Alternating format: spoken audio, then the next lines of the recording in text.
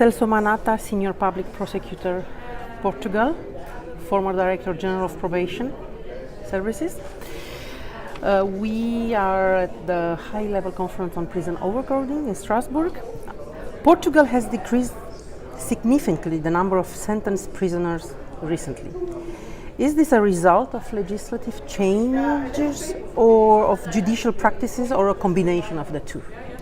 Definitely it was a combination of two, because we have, during the time, we have lots of reforms, law reforms, but none have the success that these have achieved, because we have increased this, for instance, the house arrest with electronic surveillance, it's 694%. So this is a huge result, a very successful result. And it was only possible because the reform was okay, but also because we have the understanding and the adoration of the judges and the prosecutors, of course. You've been until recently the Director General of Portuguese Prison Administration, and you are now Senior Public Prosecutor. Is the dialogue and cooperation between the prosecutors and the prison and probation services in Portugal good? And is there something that still needs to be done? Well, there is something always to be done, I think.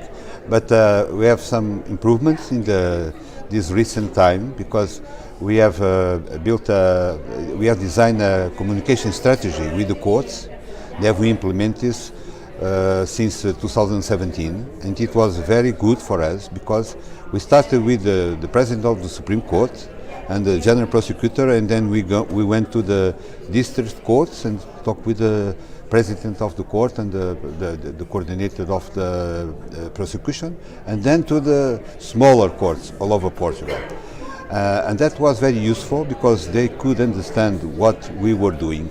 And for instance, as to what concerns this new sanction of arrest with electronic surveillance, the meeting took place not in the palace, in the marvelous palace where are the headquarters, but in the facilities where the people were working in this kind of solution. So the judges and the prosecutors could see by their own eyes what was going on. They could speak with the people that were operating the system, so they got more confidence in the system. And this is a key factor to have a successful reform implementing in the court, because the people understand. I mean, people, in this case the judges, the prosecutors, understand, they could see, they got confidence, so they are applying it.